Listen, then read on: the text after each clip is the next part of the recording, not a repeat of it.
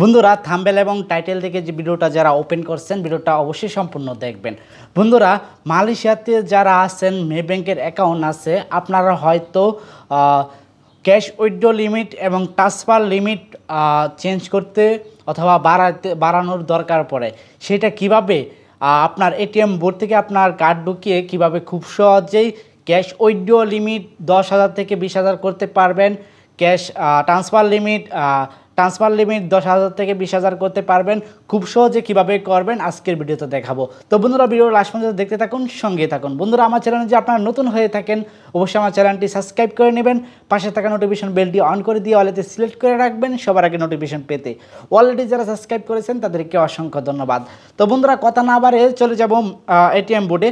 So আপনার মে ব্যাংকে যে এটিএম কার্ডটি আছে ভিসা কার্ড থেকে লিমিট বাড়াতে চাচ্ছেন, ট্রান্সফার লিমিট অথবা ক্যাশ উইথড্র লিমিট বাড়াতে চাচ্ছেন, সর্বপ্রথম আপনি আপনার কার্ডটি এন্টার করবেন। আপনি মে ব্যাংকের কার্ড হোক এবং মে ব্যাংকের ওয়ালেটের কার্ড হোক, যেটা থেকে লিমিট বাড়াতে চাচ্ছেন সেই কার্ডটি এন্টার করবেন মেশিনে। দেওয়ার পর ল্যাঙ্গুয়েজ সিলেক্ট করবেন ইংলিশ। তারপর আপনাকে যেটা করতে হবে এটিএম পিন নাম্বারটি এন্টার করতে হবে। আপনার এটিএম পিন নাম্বারটি পাসওয়ার্ডটি দিবেন, দেওয়ার পর এটিএম সিলেক্ট করবেন। এটিএম সিলেক্ট করার পর আদার্স ট্রান্সলেটার নিচের অপশনে ক্লিক করবেন। তারপর চেঞ্জ লিমিট এখানে ক্লিক করবেন। এখানে উইথড্র লিমিট দেখাচ্ছে এবং ট্রান্সফার লিমিট দেখাচ্ছে, আমি উইথড্র লিমিট ক্লিক করব।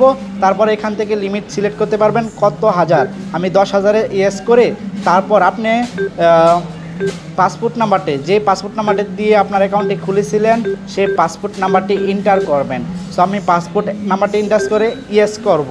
ইয়েস করার পর আবারও এখানে লিমিট দেখাচ্ছে 10,000 এবং এখানে আবারও ইয়েস করব। তারপর এটিএমে ক্লিক করে আপনার কার্ডটি বের করে নিতে পারবেন, অথবা আপনি ক্যাশ উইথড্র যে লিমিটটা বাড়াচ্ছেন সেটা বাড়ানো সম্পূর্ণ কমপ্লিট হয়েছে। এবং আপনার ক্যাশ উইথড্র লিমিট যে আমরা বাড়াইলাম 10,000 থেকে 20,000 করতে পারবেন, এবং ট্রান্সফারের লিমিটও আপনার একই প্রসেস। একটা বাম সাইডে যেটা এটা হচ্ছে আপনার ক্যাশ উইথড্র লিমিট এবং ডাইন সাইডের উপরে যেটা এটা হচ্ছে ট্রান্সফার লিমিট। সো আপনি দুটোটা একই প্রক্রিয়ায় আপনি চেঞ্জ করতে পারবেন। যদি ভিডিওটা ভালো লাগে অবশ্যই একটা লাইক করে দিবেন, আপনাদের বন্ধুদের কাছে ভিডিওটি শেয়ার করতে ভুলবেন না। বন্ধুরা আজকের মতো এই পর্যন্ত, পরবর্তীতে অন্য কোনো ভিডিওতে দেখা হবে। ততদিন পর্যন্ত ভালো থাকবেন, সুস্থ থাকবেন। আল্লাহ হাফিজ।